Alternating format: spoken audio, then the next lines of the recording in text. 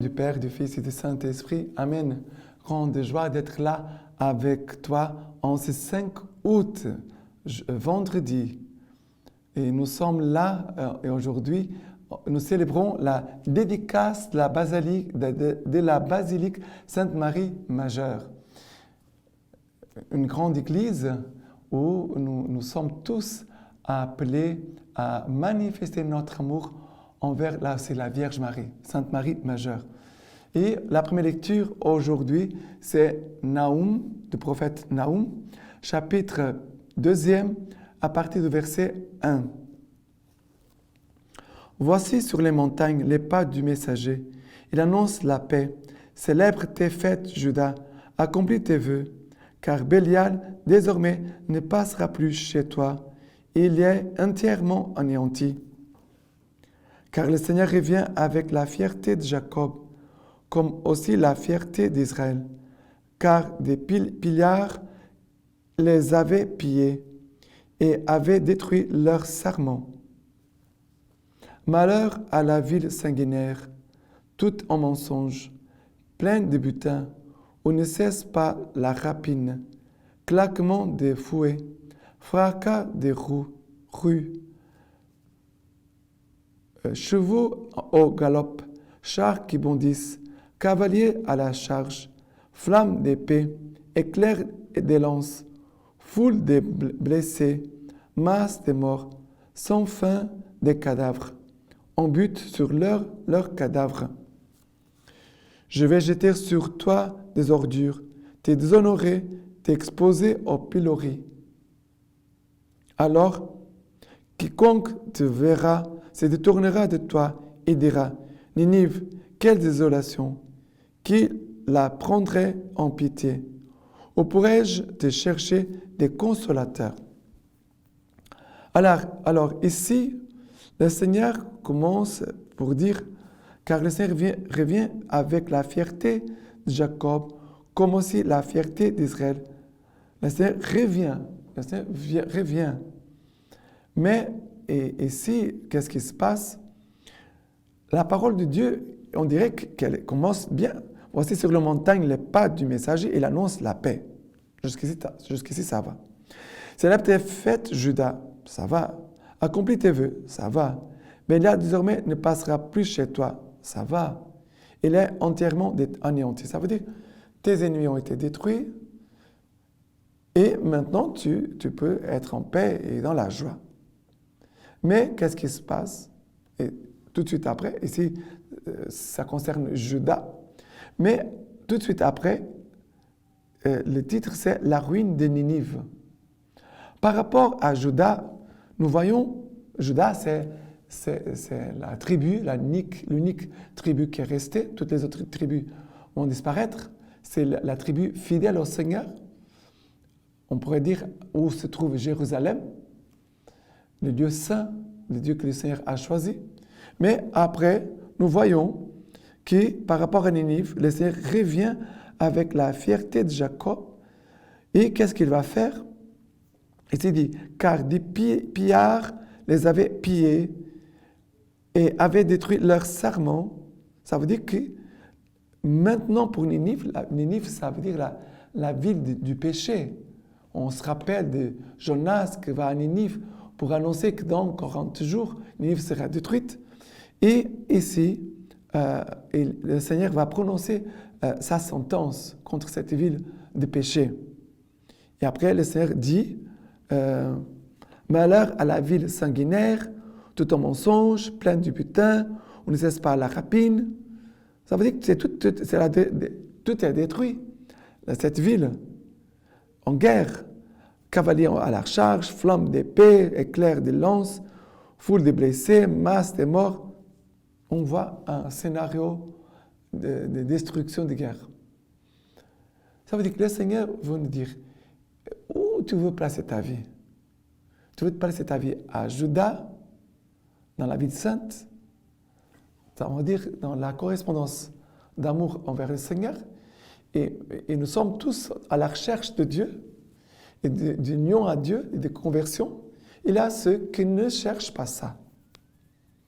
Et qu'après, ils vont suivre souffrir les conséquences de ses péchés. Là, alors le Seigneur nous parle de ces deux réalités pour nous dire qu'est-ce que tu cherches, qu'est-ce que tu veux pour ta vie. Voilà, c'est notre liberté. Il nous propose, le Seigneur n'impose pas. Maintenant, par rapport au psaume d'aujourd'hui, Deutéronome, chapitre 32, à partir du verset 35. « À moi la vengeance et la rétribution, pour le temps où leur pied trébuchera, car il est proche le jour de leur ruine. Leur destin se précipite, car le Seigneur va faire droit à son peuple et va prendre en pitié ses serviteurs, car il va voir que leur vigueur s'épuise, qu'ils ne restent plus ni libres ni serfs. Voyez maintenant que moi je le suis, et que nul autre avec moi n'est Dieu. C'est moi qui fais mourir et qui fais vivre. Quand j'ai frappé, c'est moi qui guéris, et personne ne délivre de ma main. Quand j'aurai aiguisé mon épée fulgurante, ma main saisira le droit. Je rendrai l'appareil à mes adversaires. Je payerai de retour ceux qui m'haïssent. J'enivrerai de sang mes flèches, et mon épée se répétera de chair, sang des blessés et des captifs. Bon, j'ai déjà dépassé un petit peu, mais jusqu'ici, voilà, qu'est-ce que le Seigneur va nous dire ici? Voyez maintenant que moi je le suis, et que nul autre est avec moi n'est Dieu. Ça veut dire que le Seigneur entend dire, je suis l'unique et vrai Dieu. Est-ce que tu es en train de suivre d'autres dieux? Et c'est très facile que les démons viennent nous tromper. Et d'un coup, on croit que nous sommes chrétiens, que nous pouvons croire que nous sommes en train de suivre Jésus-Christ, et d'un coup, on s'aperçoit que non. Ce que je vis ne correspond pas à la volonté de Dieu. Et c'est pour cela qu'il faut toujours vérifier. Jésus disait toujours, veillez et priez, pour vérifier où tes pas te conduisent, là où tu marches. Vous comprenez? Et ici, le Seigneur dit, c'est moi qui fais mourir et qui fais vivre. Quand j'ai frappé, c'est moi qui guéris. Et personne ne délivre de ma main. Vous savez, le Seigneur est en train de dire, je suis le Dieu Tout-Puissant. Je suis le Dieu Tout-Puissant. Prononce et proclame ta foi. Prononce et proclame ta foi. C'est cela. Et chaque jour, nous devons prier notre credo. Au moment de notre chapelet, nous professons toujours notre foi pour demander, Seigneur, garde-moi toujours dans la foi. Que mes chemins soient des chemins qui manifestent mon adhésion, mon union à toi, que j'ai foi en toi, Seigneur. Ma vie t'appartient. Et maintenant, l'évangile d'aujourd'hui, c'est Matthieu 16, verset 24, à partir du verset 24. Alors Jésus dit à ses disciples, « Si quelqu'un veut venir à ma suite, qu'il se réunisse lui-même, qu'il se charge de sa croix et qu'il me suive. Qui veut en effet sauver sa vie, la perdra, mais qui perdra sa vie à cause de moi, la trouvera.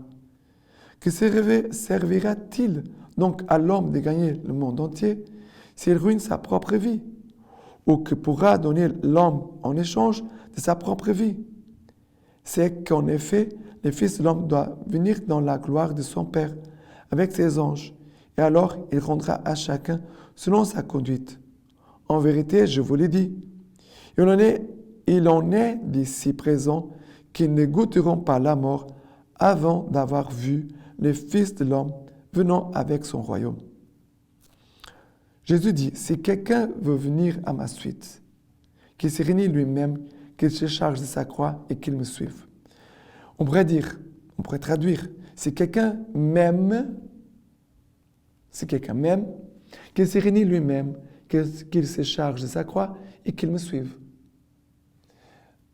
Suivre Jésus-Christ, c'est une question de foi et d'amour. Je ne suis pas quelqu'un en qui je n'ai pas de confiance. Jésus nous demande de vraiment l'aimer, mais de se renoncer à soi-même, se renier. Travailler ce mot de renoncement, c'est fort. Moi, personnellement, aujourd'hui, ça me travaille beaucoup, cette parole, renoncement. Travailler le renoncement. Parce qu'il n'y a pas de disciple-là. Ça veut dire que je ne pourrais pas suivre Jésus s'il n'y a pas de renoncement. C'est facile à vérifier. Est-ce dans ta vie, il y a de renoncement? Est-ce que ce mot renoncement, il t'accompagne dans ta vie? Ou c'est un mot que tu ne penses pas? Tu ne penses jamais à ce mot renoncement. Ça veut dire que si tu ne penses jamais au renoncement, fais attention, vérifie bien si tu es vraiment en train de suivre Jésus-Christ ou alors tu es en train de suivre d'autres choses. Parce que suivre Jésus, on va toujours tomber sur des choses qu'il faut renoncer. Toujours. Moi, je le vois chaque jour. Il y a des situations, des tentations, des pensées, des tas de choses qui viennent et que je dois dire, je renonce. Je ne veux pas ça. J'ai choisi de suivre Jésus. Quel est mon choix fondamental? Le choix essentiel de ma vie, c'est Jésus-Christ. Et pour cela, il y a des choses que je dois renoncer pour pouvoir suivre Jésus. D'accord? Et dans la basilique Sainte-Marie Majeure fut érigée à Rome sur les Scylins par le pape Sixte, en l'honneur de la mère de Jésus, à qui le concile d'Éphèse venait de reconnaître le titre de mère de Dieu en 431. C'est la première des églises d'Occident qui ait été placée sous le vocable de Sainte Marie. Et la lecture patristique nous dit ceci. Nous te saluons donc, Sainte Trinité mystérieuse, qui nous a tous convoqués dans cette église de Sainte Marie, Mère de Dieu. Nous te saluons, Marie, Mère de Dieu, trésor sacré de tout l'univers, astre sans déclin, couronne de la virginité, sceptre de la foi orthodoxe, temple indestructible, demeure de l'incommensurable, mère et vierge, à cause de qui est appelé béni dans les saints évangiles, celui qui vient au nom du Seigneur.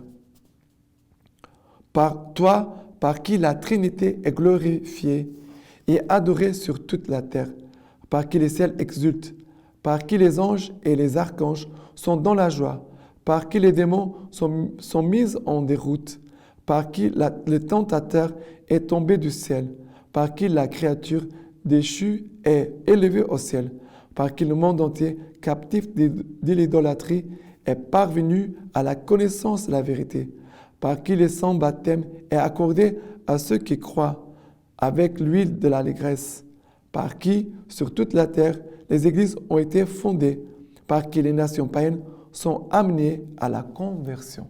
C'est beau. Maintenant, je vous laisse la bénédiction par les mains toutes pures de la Vierge Marie. Que Dieu Tout-Puissant vous bénisse et vous garde, le Père, le Fils et le Saint-Esprit. Amen.